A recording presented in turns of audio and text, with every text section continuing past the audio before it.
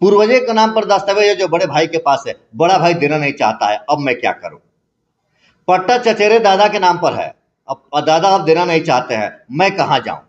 Register 2 में कोरा कागज है, मैं किसके पास जाऊं, अब मेरा जमीन का क्या होगा। नमस्कार, मैं हूं रितु मिश्र, आप देख रहे हैं चंपारण मिरर। आज हम आपके सामने रूबरू हैं जमीनी सर्वे को लेकर के।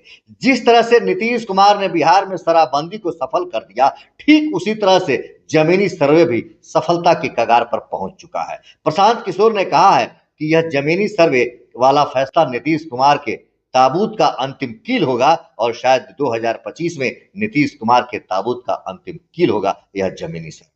नीतीश कुमार को यह पता नहीं कि जमीनी सर्वे को लेकर के बिहार के लोग कितने परेशान हैं और कितनी समस्याओं से जूझ रहे हैं।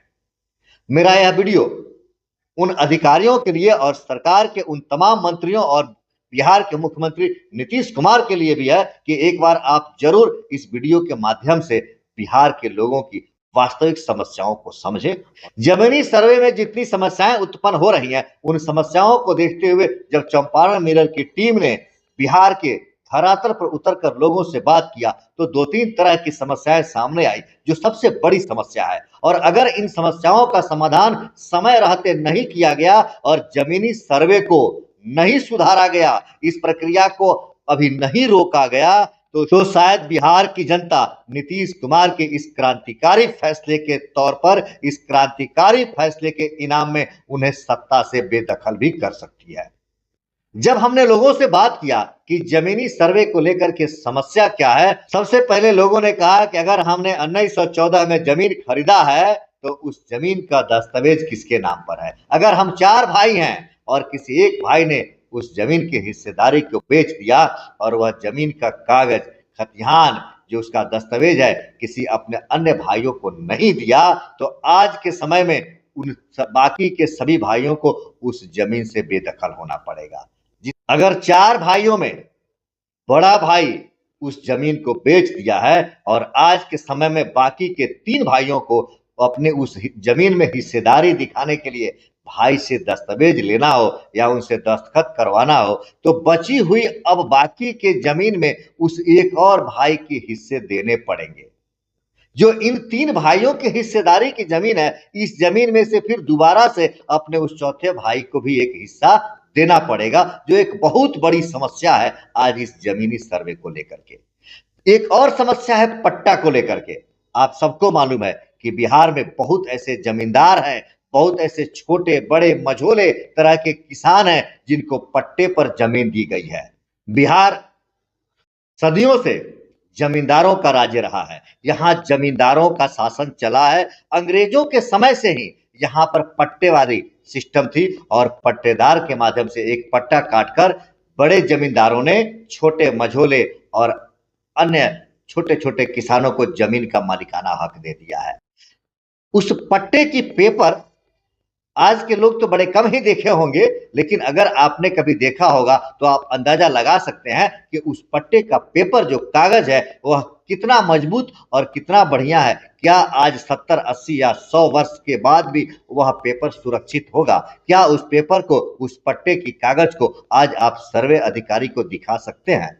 अगर आप नहीं दिखा पाए तो आप उस पट्टे की जमीन से बेदखल है, मतलब उस जमीन का मालिकाना हक आपको नहीं है। सबसे बड़ी समस्या कहें हम तो रजिस्टर 2 की समस्या उत्पन्न हुई है। हालांकि रजिस्टर 2 का काम बिहार सरकार ने पूरा करवा लिया है और रजिस्टर 2 में बिहार सरकार के कर्मचारियों ने क्या खेल खेला है यह वही व्यक्ति जानता है जिसने रजिस्टर 2 के में अपने पेपर को अंकित करवाया है या जमा करवाया है। रजिस्टर 2 में जिस पेपर को रखा गया है उस पेपर में क्या अंकित है, क्या लिखा है, वह स्याही तो मिट चुकी है लेकिन पेपर जरूर दिखता है और उसी पेपर को, उसी कागज को ज्यों का त्यों रजिस्टर 2 में रख दिया गया है। अब आज अगर समस्या उत्पन्न होती है, आपको साबित करना पड़े कि यह आपकी जमीन है, तो क्या आप उस रजिस्टर 2 के माध्यम से अपने जमीन की मालिकाना हक प्रूफ कर सकते हैं?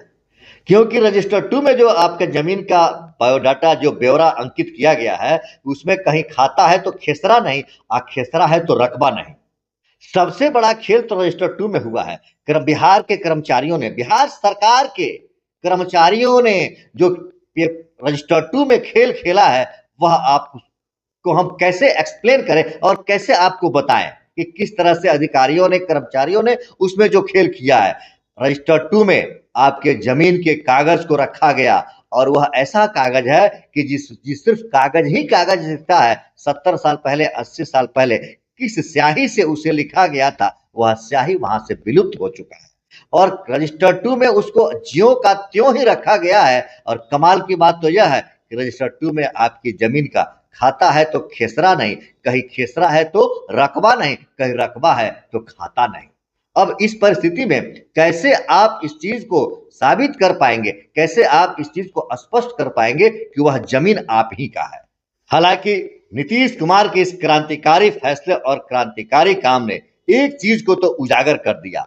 जिस कार्यालय का नाम तक लोग भूल चुके थे, उस कार्यालय में सुबह 7 बजे से लेकर रात को 10 बजे तक सैकड़ों लोगों की भीड़ लगी रहती है। शायद आपने कभी उस कार्यालय का नाम सुना हो या नहीं, तो आज सुन लीजिए, चकबंदी कार्यालय, जिसको लोग भूल चुके थे। चकबंदी कार्यालय भी हमारे जमीन संबंधी कागजातों की देखरेख करता है। यह पुराने लोगों को मालूम है, 50-60 साल की जिनकी उम्र हो गई है, 100 साल की, वो बता सकते हैं चकबंदी, लेकिन आज के नए लोग भी अब चकबंदी कार्यालय को पहचान गए। नीतीश कुमार का इस क्रांतिकारी फैसला ने रजिस्ट्री ऑफिस की रौनक बढ़ा दिया है। आज रजिस्ट्री ऑफिस में जमीन की खरीद बिक्री के लिए भीड़ नहीं लग रही है, उतनी भीड़ लग रही है अपने जमीन के दस्तावेज निकालने के लिए। एक समय था कि जमीन के दस्तावेज प्राप्त करने के लिए आपको 1000 से 1200 रुपये तक खर्चा देना पड़ता था और आज उसी दस्तावेज के लिए आपको एक लंबी लाइन लगाने के बाद 5000 रुपये तक का खर्चा देना पड़ रहा है। एक और कार्यालय में आजकल खूब भीड़ देखने को मिल रहा है, रिकॉर्ड रूम में। रिकॉर्ड रूम से आप अपने खतिहान को प्राप्त करते हैं। एक समय था कि लोग घर बैठे किसी व्यक्ति को भेज करके 200 रुपया का खर्चा जमा करके खतिहान प्राप्त कर लेते थे और आज उसी खतिहान के ऑफिस में खतिहान प्राप्त करने के लिए आपको स्वयं जाना पड़ रहा है, लंबी लाइन लगानी पड़ रही है और 200 के जगह पर 500-500 रुपये, 1000-1000 रुपये आपको खर्च करने पड़ रहे हैं अपनी खतिहान प्राप्त करने के लिए। अभी हमारी टीम ने जिन समस्याओं को हमारे सामने रखा, हमने उन समस्याओं को आपके समक्ष प्रस्तुत किया। अगर आपको लगता है कि हमने किसी समस्या को छोड़ दिया है, हमसे कोई भूल हुई है, तो आप कमेंट बॉक्स में अपने उस समस्या को जरूर लिखें। हम उस समस्या पर भी बात करेंगे और उस समस्या के समाधान के लिए सरकार से हम अपील भी करेंगे। हालांकि सरकार से मेरा एक सुझाव है कि इस तरह के कार्य होने चाहिए, कार्य गलत नहीं है, कार्य बहुत अच्छा है, जमीन का सर्वे होना चाहिए, लेकिन इस तरह के क्रांतिकारी कार्य करने से पहले आपको उन सभी छोटे बड़े मझोले किसान, जमींदार या बड़े भूस्वामी, उनके जितने भी खतियान, दस्तावेज या जो भी कागजात है, उन सभी कागजातों को पहले ऑनलाइन अपडेट कर देना चाहिए ताकि उस व्यक्ति को अपनी कागज आसानी से प्राप्त हो सके और वह आपको अपनी कागज दिखा सके। अगर इस तरह के फैसले आप लेकर के तब ऐसा क्रांतिकारी फैसला लेते हैं तो शायद आपका यह काम सफल हो सके। लेकिन अब जैसे लग रहा है कि नीतीश कुमार को भी इस चीज की चिंता हो रही है कि यह हमारा फैसला शराबबंदी की तरह ही सफल हो जाएगा, इसलिए उन्होंने अपनी जदयू की टीम, जदयू के नेताओं को और जदयू के सहयोगी राजनीतिक दलों के नेताओं को बुला करके एक बात कही और लोगों के बीच जाकर के फीडबैक लेने की सलाह दी है कि लोगों से फीडबैक लिया जाए कि लोग क्या कह रहे हैं और उसके आधार पर कुछ नया फैसला लिया जाएगा। तो फिलहाल इस बात की अटकलें लगाई जा रही है कि कुछ दिनों के लिए जमीनी सर्वे स्थगित किया जा सकता है या अभी कुछ वर्षों के लिए जमीन का सर्वे रोका भी जा सकता है। आपका क्या राय है? क्या जमीन का सर्वे ऐसे हो जाना चाहिए या कागजातों को अपलोड करके इन समस्याओं का पहले समाधान करके तब जमीन का सर्वे किया जाए? आप अपना विचार कमेंट बॉक्स में जरूर देंगे। देखते रहिए चंपारण मिरर। धन्यवाद।